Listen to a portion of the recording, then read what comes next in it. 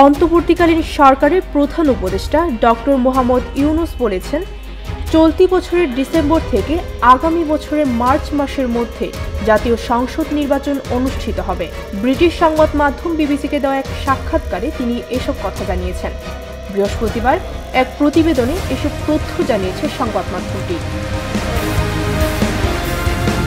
শেখ হাসিনা পালিয়ে ভারতে আশ্রয় নেওয়ার পর থেকে তিনি সে দেশে রয়েছেন।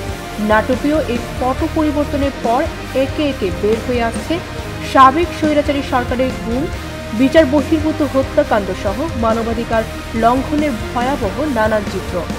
হাসিনার বিরুদ্ধে গ্রেফতারি পরোয়ানা জারি হয়েছে, দাবি উঠেছে দল হিসেবে আওয়ামী লীগের বিচারেও। অধ্যাপক ডক্টর মোহাম্মদ ইউনূস বলেন, তিনি 2025 সালের ডিসেম্বর থেকে 2026 সালের মার্চের মধ্যে নির্বাচন আয়োজন করবেন। তার সরকার কত দ্রুত সংস্কার করতে পারে তার ওপর নির্বাচনের এই সময়সীমা নির্ভর করছে, কারণ অবাধ ও সুস্থ নির্বাচনের জন্য এসব সংস্কারকে প্রয়োজনীয় বলে মনে করেন তিনি।